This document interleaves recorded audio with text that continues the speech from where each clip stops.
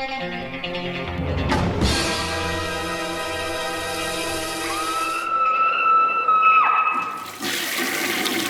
guys, what's up? It is week 343. I'm off by 100. That's not too bad, I guess.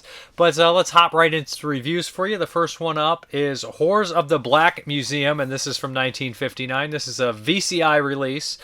This one I had never actually seen. It's a 59. Like I said, it's a Herman Cohen production, and he kind of was famous for making these kind of like teenage-oriented horror films. I was a teenage Frankenstein. I was a teenage werewolf. So essentially the plot here is there's these kind of mysterious murders going on.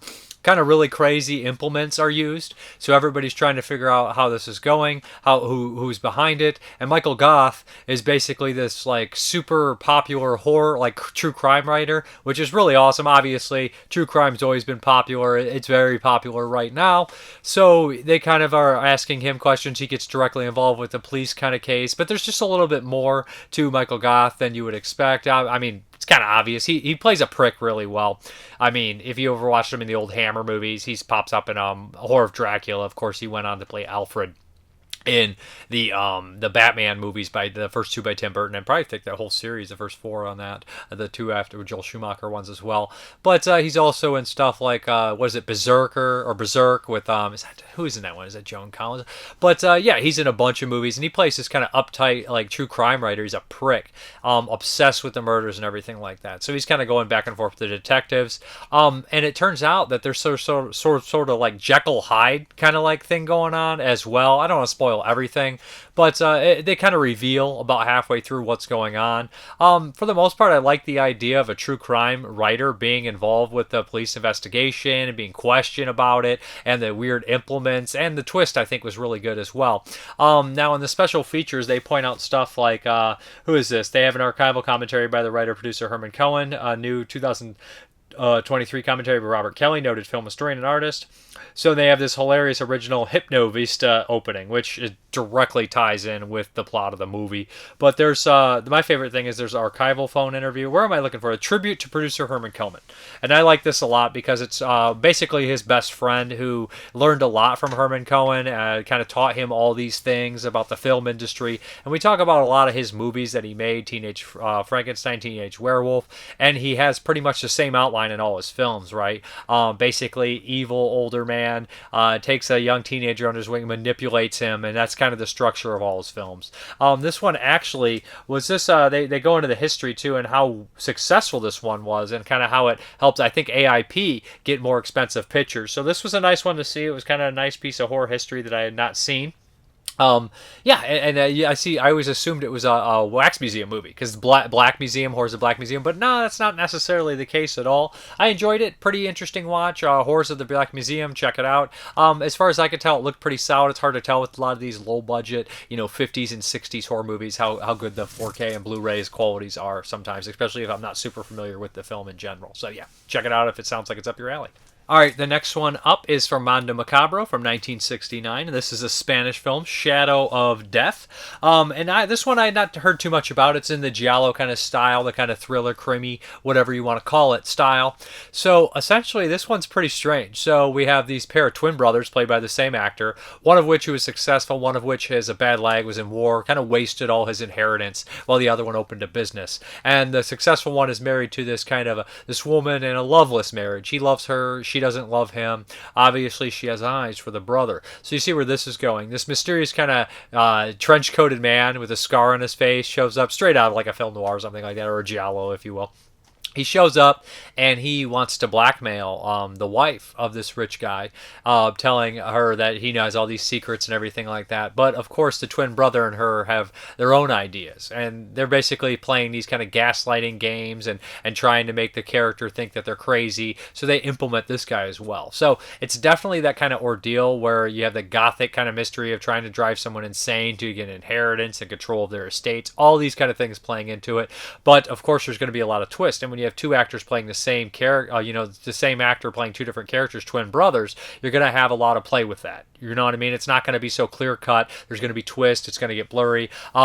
as far as keeping your intention, I thought it did a pretty good job. Also, as far as, not confusing you, because a lot of giallo can get a little sloppy. They can get a little kind of like iffy on the plot, and you're like, that doesn't make too much sense. This one does have one of these most ridiculous endings. Where like, how could I have predicted that? That's almost science fiction. But at the same time, while watching it, you're never lost. You're never super confused by anything. You kind of always think in the back of your head, is this actually who I'm watching? But at the same time, you're never completely thrown for a loop where you're completely lost, where you don't know where they got from point A to point B. Overall, this is a pretty solid thriller. I enjoyed it myself. I liked the twist at the end. I thought it was pretty dark, pretty entertaining. The special features are cool too, because one on here is the one that I liked is interview with Angel Sala, director of Stygius Film Festival, and this is good. This is a longer version, the long kind of interview, because he starts talking about this director's work, and he mentions Paul Naschy and Jess Franco and all these kind of guys. I don't remember if he mentions Jose Larraz, but all these Spanish directors that have kind of some weight to them, and he mentions this guy has like 3 or 4 films. He starts talking about him, and he's like, and it was kind of interesting to learn, because this is a director I'm not super familiar with. Shadow of Death is definitely the first one I've seen by him. I think it's worthwhile. I think it's interesting, and if you like thrillers and twists and all that kind of stuff, then check it out, especially from this time period.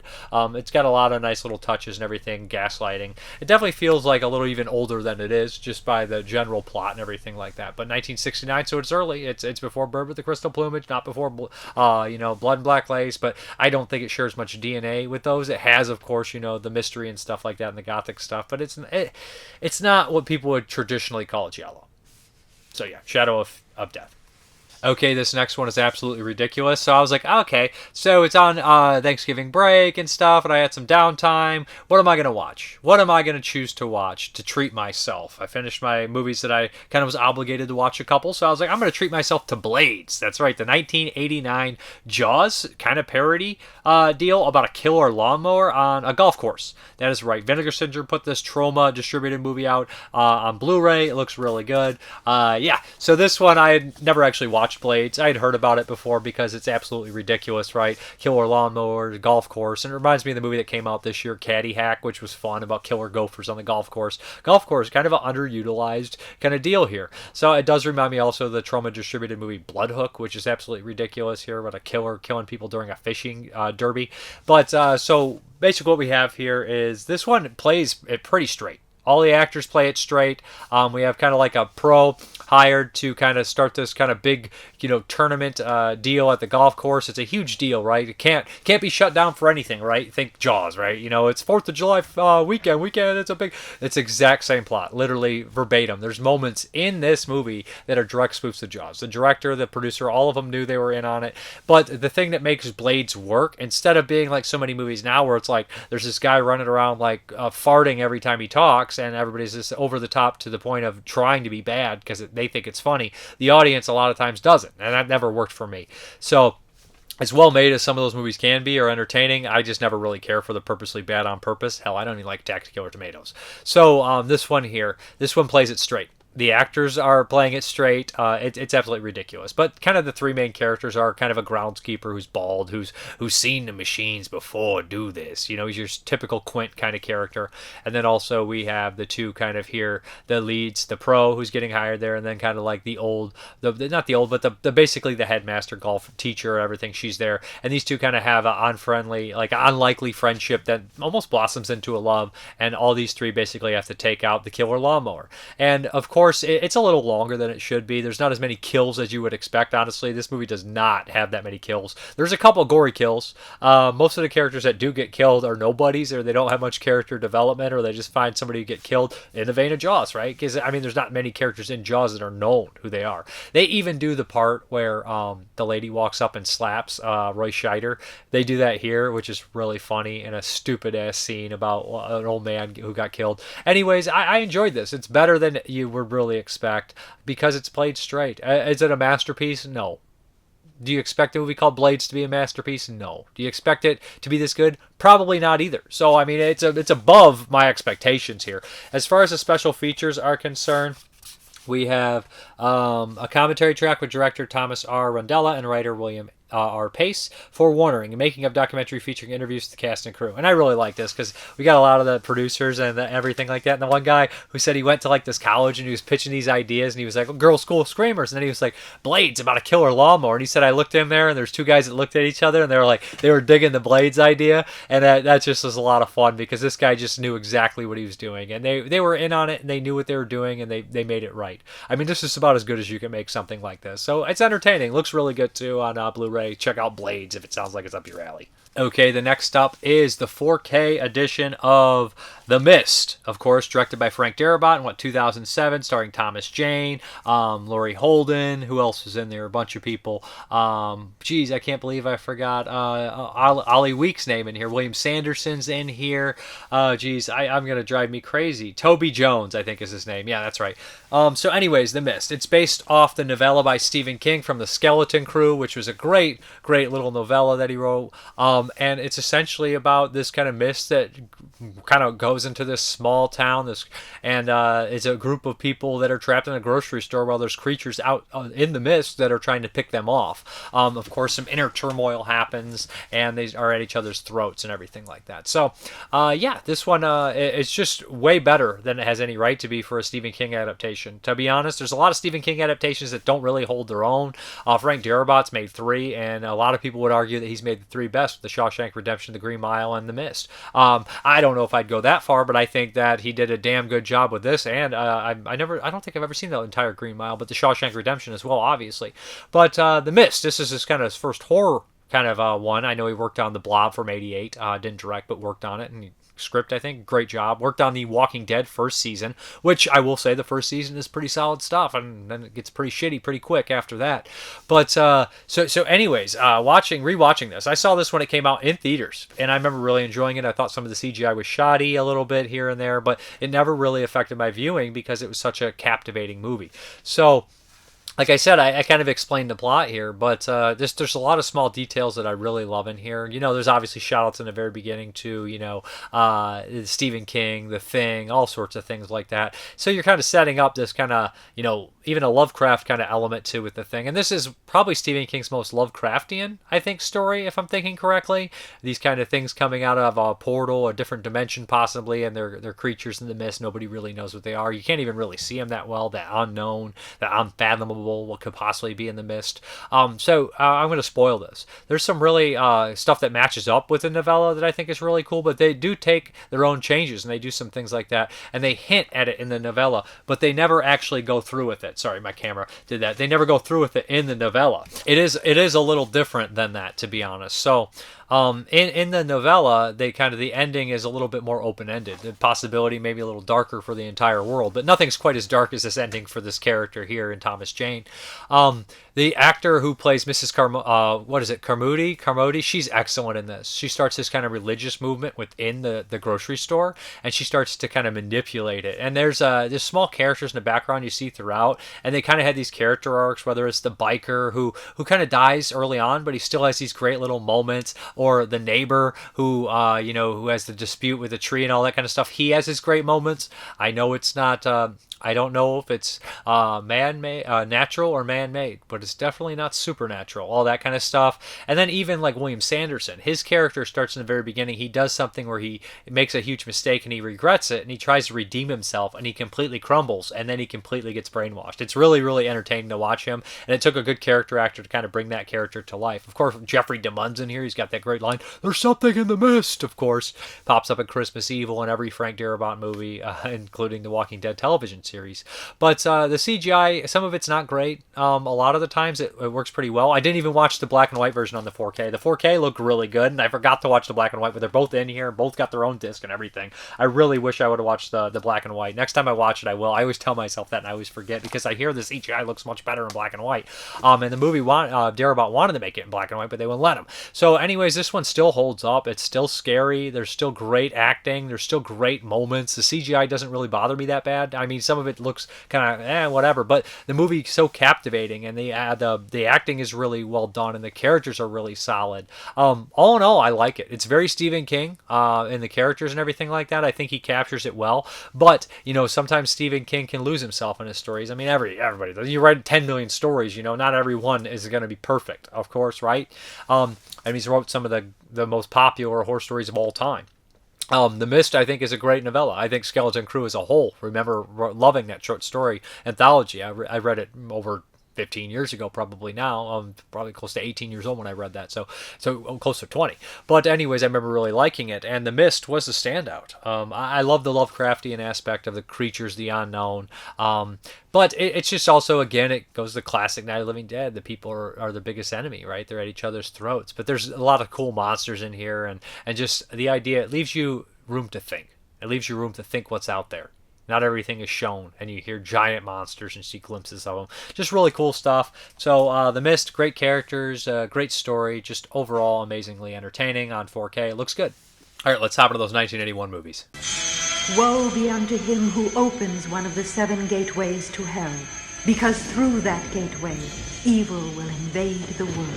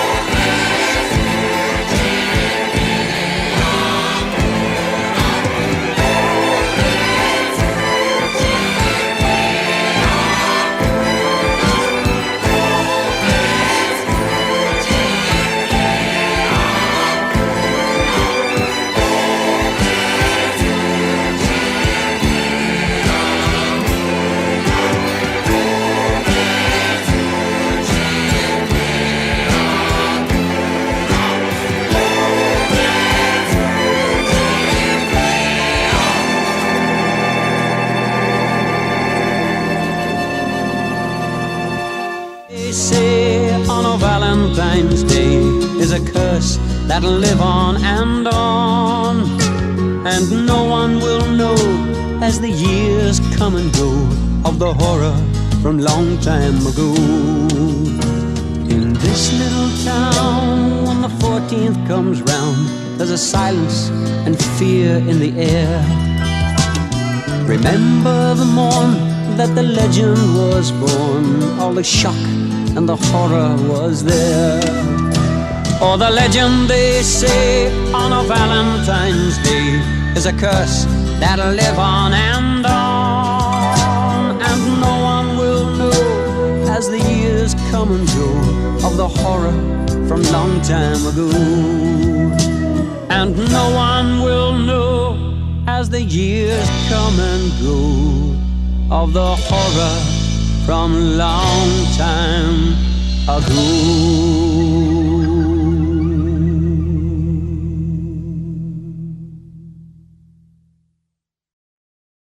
All right, the first up is a rewatch, and I wanted to rewatch this because it got a brand new 4K a little bit ago. Brand new, a little bit ago. Doesn't make any sense. But a new 4K from Severin, and I watched my old 88 films import, but I definitely wanted to pop in the 4K of Nightmare, or Nightmares in a Damaged Brain, or Blood Splash, whichever you want to call it. Yeah, this one made the Video Nasties list, and this disc sure doesn't let you forget that. So, it's directed by Romano. What is the director's name? Romano Scavolini, who also did Dog Tags, which Vinegar Syndrome Archive put out. Good movie, very fun movie. Joe Rubin actually recommended it on the kind of the nesting Black Friday talk. So, Nightmares in a Damaged Brain. Okay, so this one is kind of in line with Maniac and Halloween. So the first half of the movie, we kind of have this character named George Tatum who's going through these experimental medical kind of issues. He obviously has some real messed up childhood trauma that we get glimpses at through the entire film.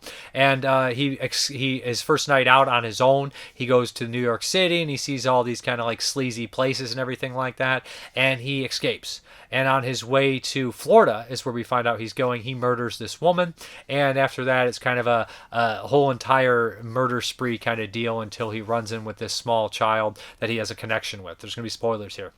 The other half of the movie kind of follows some of the doctors trying to find him. That's a very small part of it, but a huge chunk of it is this family drama. A single mother with 3 kids while she's trying to date, and CJ, who's this little kid who is, I think it's CJ, he's just absolutely terrible when it comes to pranks and things like that, and just he's just not really a very well-behaved kid. And you like feel for this woman. Like they're screaming. It feels like a Lifetime movie a lot, just this woman struggling with these kids.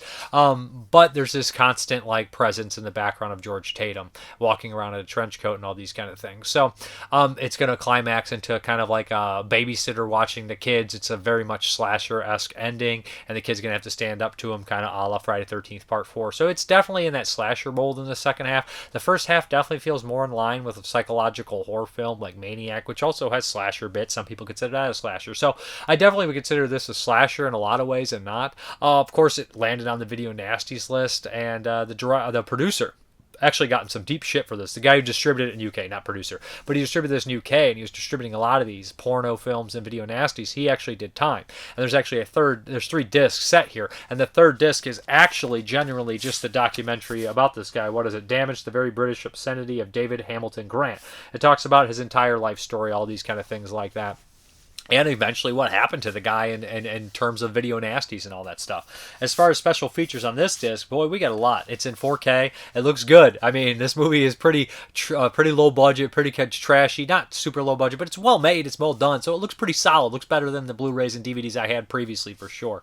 We have an audio commentary with star Bard Stafford, and he's since passed, I'm pretty sure. And special effects assistant Clave Hall, moderated by Lee Christian and David Ducote. That's actually a really good commentary. It's old from the Code Red DVD. They kind of cover a lot of stuff. They do a really good job here. And then we have audio commentary with producer William Paul. Then disc 2, we have Kill Thy Father and Thy Mother, interview with director Romano Scavolini. Dreaming Up a Nightmare, cast and crew interviews. That's cool. Nightmare interview with erroneously credited special effects director Tom Savini. It's 7 minutes. Michael Felsher kind of talks to him. It's funny. You know, Tom Savini can barely remember the movie, but he definitely takes credit for the kid looking at himself in the mirror, which is like the poignant moment of the scene and the film, and it keeps cutting back to it. So it's like, I don't know about that. The stuff that nightmares are made of, interview with makeup artist Robin Stevens, A Nightmare on Many Streets, locations tour with Rube Morgue writer Michael Gingold, open matte peep show sequence for you perverts out there, deleted scenes, and still gallery. And yeah, that's 3 discs here. Yes, that's very awesome. And we also have The Violent Nature, The Selling of a Nightmare booklet by Mondo Digital's Nathaniel Thompson. Region free on the Blu-ray, and of course 4K is as well. So Nightmares in a Damaged Brain, it's never looked better and never will look better. There's never going to be a better edition of this movie. So if you're a fan, grab it. I'm a big fan myself. And, you know, it's one that was always obscure. It was always hard to find. So it was one that I always gravitated towards. And now we have these deluxe 4Ks that I just had to talk about. Okay, the next one from 1981 is an MVD Classics here, and this is directed by Alan I'm not going to say that director's name, but also Jess Franco. I've seen so many Jess Franco movies lately, and this is from 1981. This is kind of your standard woman in prison, kind of Nazi-esque, like Warden kind of movie. Let me read the back here, because there's not much going on in this movie that I can explain to you, and I don't mean that as just me being stupid or like whatever, because sometimes I'm like, I'm lost here. There's just nothing here. I'm sorry. So, one of the most notorious women in prison epics, the Jess Franco production stars Lena Romay, as Maria del Guerrera, who's sentenced to life after killing her father, who had attempted to assault her. While behind bars, Maria encounters a sadistic female warden and hatches an escape plan involving the seduction of a male nurse. Monica Swin and Paul Mueller also star in this salacious tale. Paul Mueller's in here, and he plays a doctor. He's kind of a weirdo, and he's always worried about getting in trouble. So we have this governor, basically the subplot where the governor or this politician doesn't want anybody to find out how shittily run this prison is, but a lot of the prisoners don't know that he's in on it, so they're trying to get to him to write him a note and let him know how corrupt everything is. And of course there's an evil female warden, and that's basically the plot of the film. At the same time, there's a guard who's kind of playing both sides, and there's a sleazy doctor, and that's it. And the governor sleeps with women. So basically between those moments, all these women are getting raped by these guards, by these doctors, all these things like that. There's lots of sex, and every time there's a new character, it's like, so like, how'd you get in here? And then they'll have a flashback. Some of these flashbacks I'm pretty sure are from previous Jess Franco movies, because there's this scene where you guys remember that slow motion Jess Franco playing, like, and he's like, doing the slow motion. I was like, I've seen this scene before, because I laughed at it hysterically, because I've seen my man Jess do that before. There's no way he did that twice, 2 different times. So I'm sure they lifted that from another Jess Franco movie and just threw it in this one, which is hilarious, but also I get it. This has got to rank really low for Jess Franco movies, and I'm a Franco fan. This is not one of my favorite Franco. This is above the SOV, but that I watched, but this Vampire Junction, I think, but it's not much higher than that. I'm just not a fan of it. It's kind of basic, kind of boring. The end, of course, there's like, I guess, a slight twist, you could say, because there's some rebels coming into here. It's kind of bottom of the barrel women in prison movie. There's a lot of nudity, there's a lot of sex, there's a lot of rapey stuff, but there's not much of a plot that's worth mentioning. It looks okay. It doesn't look great. It's a low budget, really kind of crummy looking movie. It's a Eurocine. So, Eurocine really sleazy, really trashy, and you know what you're kind of getting. Jailhouse Warden, Wardress. Sorry about that. Jailhouse Wardress. Sorry. It's not really my favorite Jess Franco movie. I'm not a big fan of this movie at all. It's just really kind of crummy. But if you're looking there for some sleaze, it has that in bundles. Okay, the next up is Female Teacher in Rope Hell. Female Teacher Rope Hell, and it's a katsu erotic film, of course. Japanese. One of the rare Japanese ones, and I would put this in vain. Maybe something Daydream, similar to that, which is Japanese, but Daydream is more artistic and absurd. This one is well made. It is short. I wouldn't say it's sweet. It's definitely not sweet, but it is short. Female Teacher Rope Hell. So what we have here is we have this woman. She's a good teacher. Everybody likes her. She has a student that loves her to death, and she essentially is kind of about to get married. So we have that subplot too, which happens a lot in these movies. They always make it more tragic, right?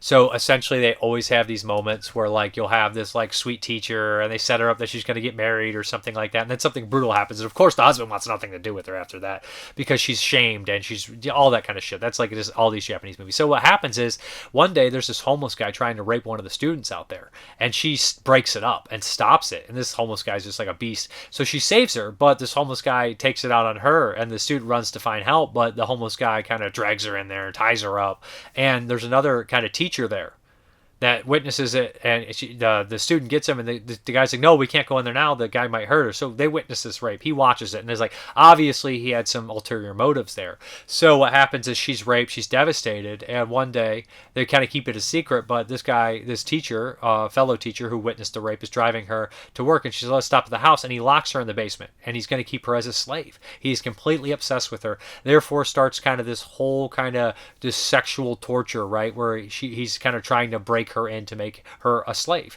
It's kind of like, what was that really crabby Star of David, Hunting Beautiful Girls, that element that this guy's like a whole torture dungeon in his basement. That one's more serial killer fucked up than this. But this is still really twisted. We're talking 20 minutes into this hour and 10-minute movie, and this poor girl's got an enema. I was like, oh shit, water power over here. So there's an enema. So get your pervert card out big time for Female Teacher Rope Hell. So yeah, there's all sorts of rape and sadistic stuff here. And this girl just fights, this teacher's fighting for her best. She doesn't want anything. So it gets complicated when the schoolgirl comes looking for her and she gets involved. But she doesn't exactly have the same mentality or same repulsion when it comes to the sexual torture, right? Of course it is. And it ends on a downbeat dark ending. This is more horror than a lot of the other Japanese ones I think I watched this year, and I think it is horrifying. It's a katsu, so there's a lot of these kind of really highly sexual rapey movies, big time. That's pretty much all they are for the most part. And even if they're comedy, action, horror, they all have these rape elements in them at the time. It's just kind of the movies they were making. Overall, I think the movies, is actually pretty good for what it is. I mean, this is one of the better Nakatsu movies I've seen. It looks good too. You can find HD prints of it everywhere. So, and I don't know if this one got released on the Impulse line. I'm not too sure. I do have that entire line, so I probably should have double checked on there. And there's so many movies with similar titles. There's, Female Beautician and Rope Hell, and there's so many of these bondage rope kind of torture porn weird Japanese movies from the 70s and 80s. So it's really hard to gravitate. This one's made in 81, of course, but yeah, overall for what it is, it's a really solid, kind of Nakatsu erotic film. It's really disturbing too. On some of the stuff they're doing to her, I was just like, I can't believe they're doing that. A lot of butt stuff, which I didn't expect to see in this movie, although it's not a complete new thing for the Japanese Nakatsu erotic films, but this much I think it kind of was. The next one from 1981 is Atrapados, aka Trapped, and I believe this one has a kind of a strange element about it, that it was like a Puerto Rican one made by an English-speaking guy, but it's in Spanish. This movie's strange. So, do you remember that movie We Are the Flesh that came out probably like almost 10 years ago, probably at this point, where we have that idea, these like group of 3 people kind of trapped in this kind of this weird place, and they start to have these weird fantasies, and the entire world changes. This is kind of like a precursor to that, less sexual driven, although it is there. So what happens is, in the very beginning, we kind of witness this kind of ghetto, and we have this kind of fat guy wandering through, this slobby guy, and everybody's making fun of him, saying, well, who's sleeping with your wife tonight, all these kind of things. And we have like essentially what happens is we kind of cut to this kind of plumber that shows up to this really nice apartment, this basement apartment of this rich woman who's a psychic, and she's like, he doesn't like rich people, and she has all these ideas about her, and she's like, hey, well, I'm going to get going, if you mind fixing this. Before she can get out of the building, it all crumbles in, and they're trapped underneath in this kind of structure. And over a long period of time, they start to think that maybe the world ended, which is a common thing in 81, right? Early warning. All these kind of movies happen like that. And it also reminds me of that Dutch film that I watched a little bit ago. I can never remember anything, with Paul Freeman in it on the island, and they think that possibly the end of the world has happened. So they start hitting these ideas. The end of the world was a big thing in 81. People kept thinking about it and talking about it in all these movies. So they start to kind of create their own world, and what happens is it turns into this weird fantasy, esoteric, philosophical thing, which is not the easiest thing to follow. It's not the easiest thing to grasp. It's not the easiest thing to watch either, because the quality is terrible. It's on YouTube, and it's just really kind of grainy and shitty looking, and it's just not a remastered copy. So it gets really weird and really bizarre, and it forms this strange love story, and everybody starts to, register who they are. Overall, I don't know if I even like it. I don't think it's bad. I just can't give this a hearty recommend. I guess in certain points it is interesting, and it gets to like astronomical kind of thing here, astrology and stuff like that. So it's like it gets really weird and out there and strange, and there is a really grotesque scene of a birth that I was just like, geez, man, that happens a couple times. There's that one from Yarshi the Evil Giant, which has that really nasty one moment scene in there, and the rest of the movie's not too nasty, but it happens like we just get these crazy scenes out of nowhere from 81. But that one is a pretty gnarly scene, and it's just kind of a bizarre film. I can't give it a wholehearted recommend, because you know what, it's a little too bizarre to grasp on first view. I'd like some context. I got a little bit, but not much, and it is also not the easiest film to follow. So if you're not in a great mood while watching it, it might not work for you. It didn't work too well for me, but I don't think it's bad either. But that is Trapped, so check it out. It's on YouTube if it sounds like it's up your alley. Okay, the next one up, somebody picked a Patreon pick, and it was my boy Dan the cameraman. He said, watch any Jamie Gillis movie you haven't seen. So I picked the 1983 Vinegar Syndrome Blu-ray of Corruption, starring Jamie Gillis, of course, directed by Roger Watkins, who would do Last House on Dead End Street a few years, probably 10 years before this, which is a cult horror movie, which is really good. And on this disc, if you know where to find it as a bonus remastered, if you can find it. But if you need to know, let me know, I'll tell you. Anyways, Corruption. So Roger Watkins, I did watch Shadows of the Mind as well, which is kind of this weird psychological kind of horror slasher he made in 1980. It's not great, but it's interesting. And Last House on Dead End Street is really popular in like the Cinema Wasteland group, and it is a really strong horror film, really unique, really ahead of its time. But anyways, Corruption here. I was watching this, and it was kind of interesting. And I don't know really where to grasp or what I think of this, So I'm not the foremost expert on pornographic films from the 70s and 80s. No way, you know. So while watching this, I was like, oh, this does have a lot of elements of actually just being a movie, and it has a weird foreboding energy about it. The score is great. The score is really good. Almost sounds very Carpenter-esque. I wouldn't be surprised if they lifted some of the score from Carpenter or something like that. It just sounded too familiar. So the score was excellent. The lighting was really good. The acting was solid. So what happens is Jamie Gillis kind of shows up to this place, and his brother is there, and he takes him into this underground world of all these different sexual things. And of course, it seems like a gauntlet. At one point, we see this guy go through the entire thing where he has to, like, he can't touch this woman, and then he gets a blowjob, and then he actually has sex. There's a lot of, like, fellatio and stuff like that in here, more so than actual sex. But there is sex here as well. And I was reading Letterboxd reviews, and people are like, Roger Watkins loved making movies. He hated making pornos, so he just, like, made all the sex scenes, like, he made them all, like, angry and stuff like that. So, like, the lighting is good, and it's interesting, and it is saying something, but I can never really grasp on what it was saying or what it was doing. Gillis, you know, I've seen him pop up in a lot of horror movies, like, isn't he in Demented, and he's in, of course, To All Good Night, and he's in a couple more, too, Night of the Zombies, so he had a little run of horror movies in the early 80s, and he's good in this. I mean, he's a solid actor, obviously, he's here to fuck, and he does his job, but for the most part, this really isn't my thing. I didn't love this movie, I didn't get sucked into it, I didn't see, like, that much of a horror thing about it, but I guess I would have to rewatch it. As far as the back says here, some men crave powers, others success, but no man is able to resist temptation. Williams, Jamie Gillis, owes a debt he may not be able to repay. His girlfriend's sister, Felicia, is a beautiful innocent thrust into a world of carnal vengeance. His mistress provides comfort but may not be able to save his fate. His employee tries to help but cannot resist his sinister desires. And his brother holds the final shocking surprise in this web of erotic deceit. Directed by Roger Watkins, Corruption is a dark tale of the frailty and hypocrisy of morality. Expertly photographed by Larry Verveen and featuring a stellar supporting cast of Timothy Clark, Samantha Fox, and Tish Ambrose. Vinegar Syndrome presents the acclaimed erotic masterpiece and restored on Blu-ray for the first time. We have Through the Lens, interview with Larry Verveen, original theatrical trailer. Yeah, so anyways, it's interesting, and porn fans should love it. It's got a lot of good reviews. Don't take my word on it. Check it out yourself. It was interesting. It's just not something that I think I will revisit unless I have some more context to it. All right, questions, comments, concerns, all that jazz. Film Wolf 4078. Hey Dave, love me some Sterling Hayden. He was built for noir. Naked Alibi and The Asphalt Jungle along with The Killing are some classics. He was Spielberg's first choice to be Quint in Jaws, and he passed on due to tax problems. As much as I love the guy, I'm not sure he would have delivered Quint's monologue about the sinking of the USS Indianapolis as well as Robert Shaw, but hey, you never know. Yeah, Troy Howarth mentions that, and he also talks about Oliver Reed being possibly Quint in the Venom. In 1981 discussion which stars Sterling Hayden and Oliver Reed. Troy Howarth goes into detail about, Spielberg wanting Sterling Hayden and Oliver Reed for the role of Quint. So Ken Coakley, I did a Tremors marathon last year. I played them on the projector and felt like being in a movie theater while being in a hospital bed. The theater I worked at had the original, so I saw that theatrically. Fred Ward was an underrated actor who did a lot of great movies in the 80s. In 1983, he did two of my favorite films of the year. He played Gus Grimson in The Right Stuff and with Dennis Quaid, Ed Harris, and Lance Henriksen. He also co-starred in the film Uncommon Valor with Gene Hackman as a burnout Vietnam vet who goes back to rescue POWs. The film also starred Reb Brown from Strike Commando and Captain America, as well as Tim Thomerson from Trancers, as well as young Patrick Swayze. Also, don't forget Tex Randall Cobb. I remember that movie. And isn't, that movie's fun. It's good. It has a Blu-ray. I haven't watched it in years.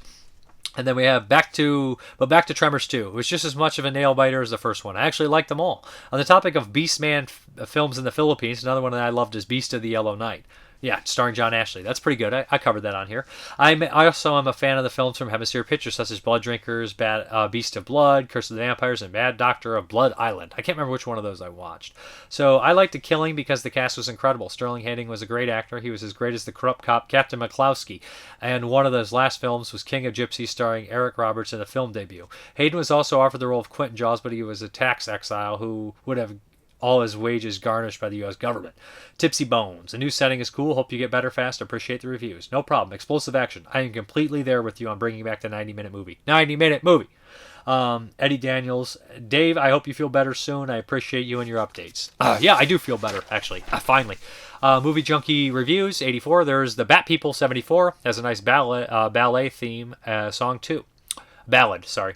Duggar Senior, get better soon. Cosmic Curgency. Did you see Thanksgiving? No, I want to though. Mike B, feel better. Good on you for powering through the reviews, anyways. MJ, thank you. MJ, hope everything gets better. Thank you. Nick Mua from Belgium. Hope you're feeling better. We take our health for granted, but when it's not 100% enough doom and gloom. Long Arm of the Law looks like a very interesting franchise. My mother lived and worked in China for years, and back home she would often be called upon to act as translator for victims of gang trafficking. Thanks for bringing this series to my attention. Crazy. You like both Italian and Chinese cinema, but would you want to visit the countries themselves? Of course, why not? I'd be leery about China right now just because a lot of the stuff with, I don't know, I would be much likely more to visit Italy right now, but I would not be opposed to visiting China one day. Why do you think people in small towns are always portrayed stupid, incestuous, and bigoted in horror movies? I think that a lot of times people just punch down and they think they just assume because they don't live in LA and New York, they're dummies.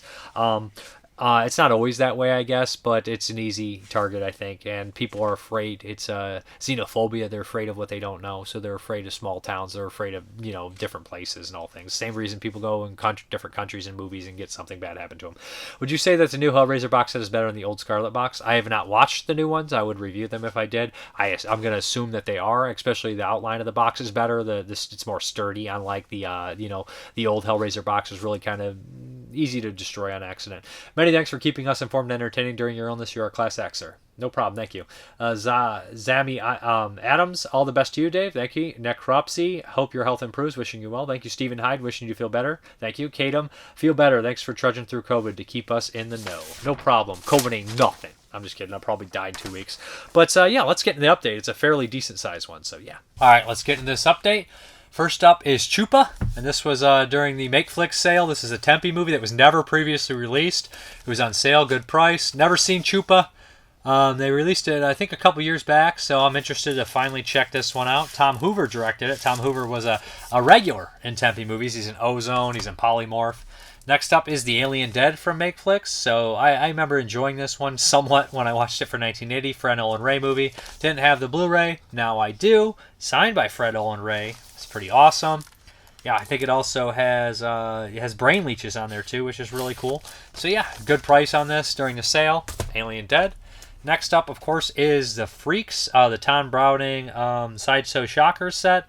It's got Freaks, The Unknown and The Mystic in there. Couldn't pass this up. This is the only title I grabbed for Criterion. Had to have it, very cool stuff. Freaks is a classic.